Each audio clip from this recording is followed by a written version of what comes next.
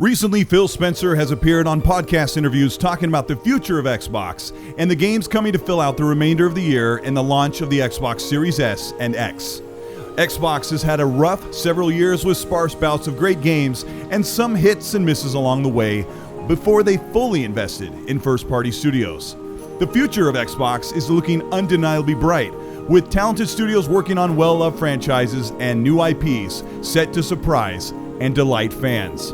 But one release this year hinges on a make-or-break pinnacle for Xbox, and Phil Spencer doesn't agree.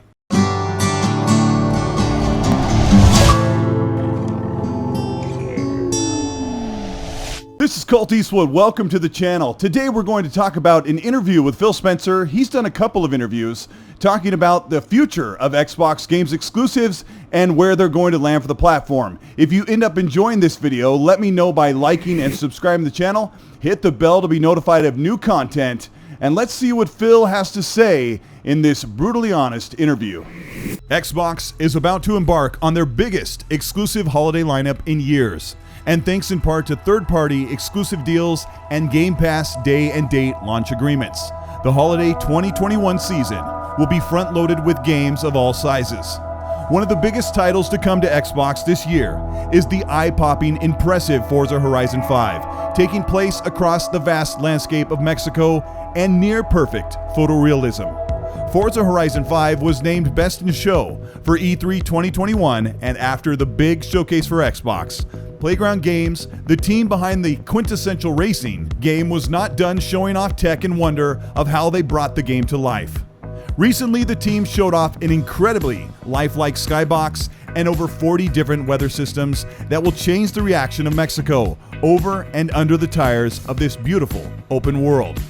Forza Horizon 5 will have a massive open world with hundreds of cars and activities, and the series usually releases in the early fall around August or September.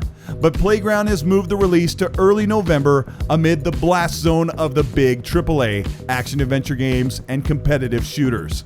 With this, Phil Spencer has said that he is fully confident in the legacy for Forza Horizon 5, even alluding that fans can rest assured that Fable, although a year out from its major showing, is in fully capable hands. The decision to release Forza Horizon 5 in early November puts their next big game, 343's Halo Infinite, in flux for a release date that must make a choice between the 20th anniversary of Halo on November 15th, too close to Forza, and possibly directly right next to Call of Duty's yet to be announced release date.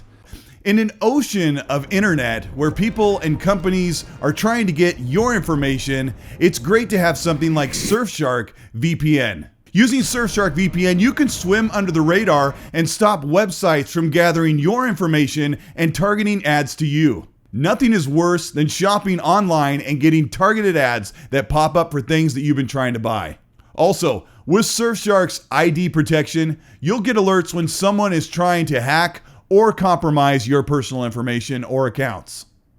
But one of my favorite features of Surfshark VPN is getting access to media, TV, movies, all entertainment across the world, regardless of what country you live in.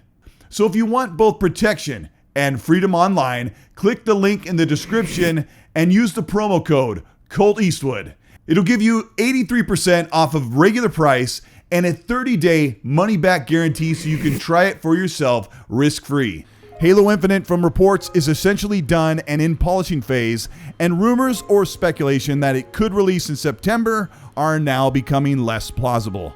Phil has stated that they are waiting for Call of Duty's announcement without saying they are waiting for Call of Duty's announcement. Regardless, Halo Infinite is destined to be huge and a hallmark for Xbox. Recently, Phil Spencer was on IGN's podcast Unlocked with Ryan McCaffrey, asking him straight to the point. How much is riding on Halo Infinite as far as the future of that franchise? I don't know if this is what you'd want me to say or not, like when I think about the community, but I'm just being honest. I don't think about it that way. Like the future of the franchise, I think Halo will be here 10 years from now. Is Infinite the like linchpin on whether it survives that long? Absolutely not. Like the game has such a rabid fan base and such a history and lore that it's just an IP that's going to be with us. We don't take that for granted, but I definitely believe that in my core that that's true.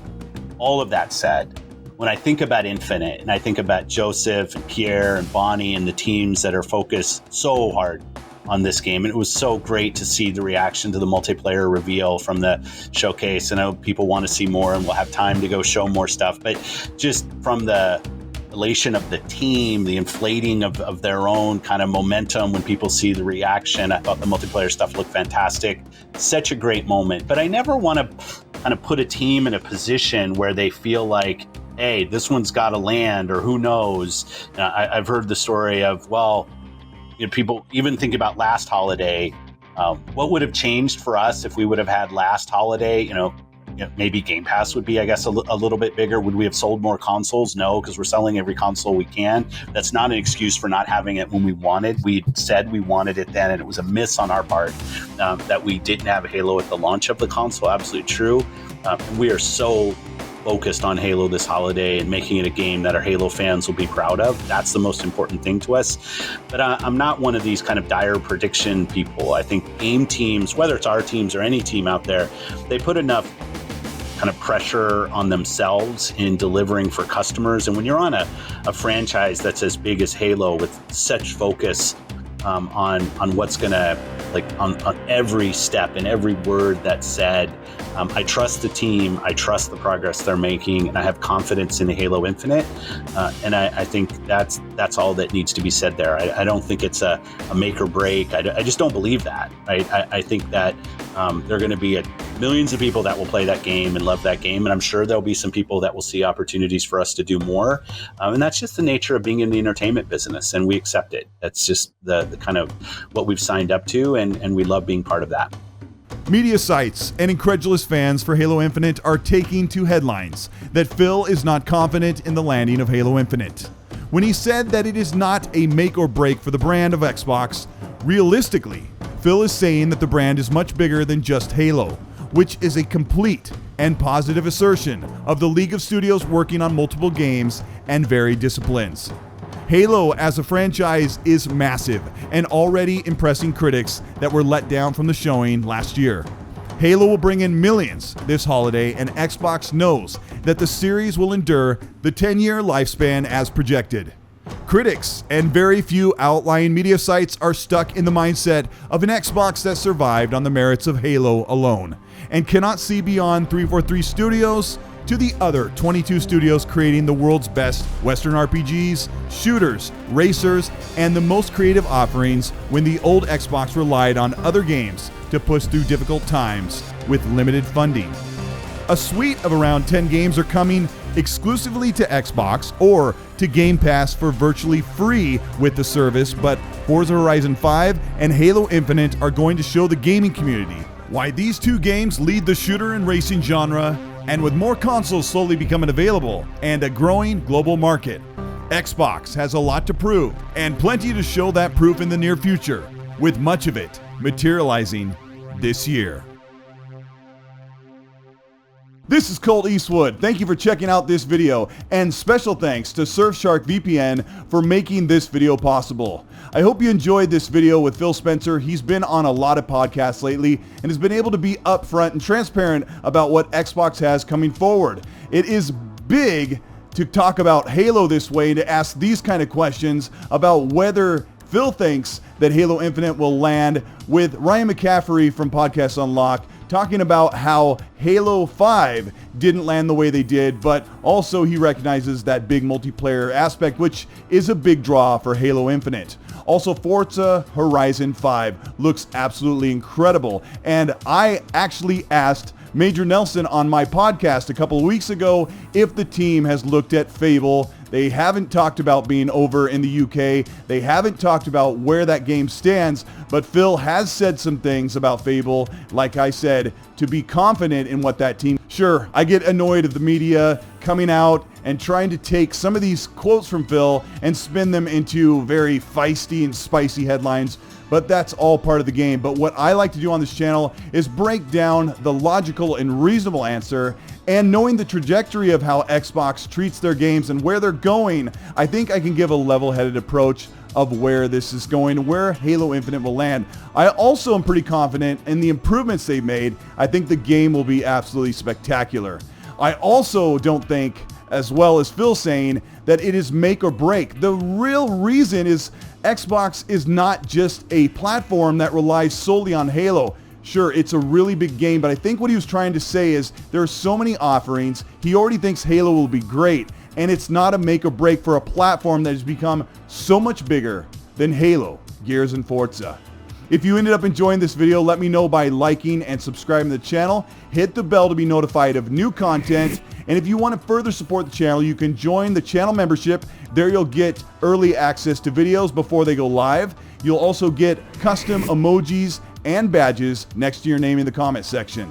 Also, if you haven't, check out XNC Podcast, a new podcast I run on Monday nights at 5 p.m. Pacific Time and 8 p.m. Eastern. And if you're in the UK, that's 1 a.m. It's pretty late. But if you're in Europe or Australia or New Zealand or everywhere I've been able to talk to people on this channel, you can check it out on demand on Spotify, Apple Podcasts, Google Podcasts, Pocket Podcasts, and a bunch of other places.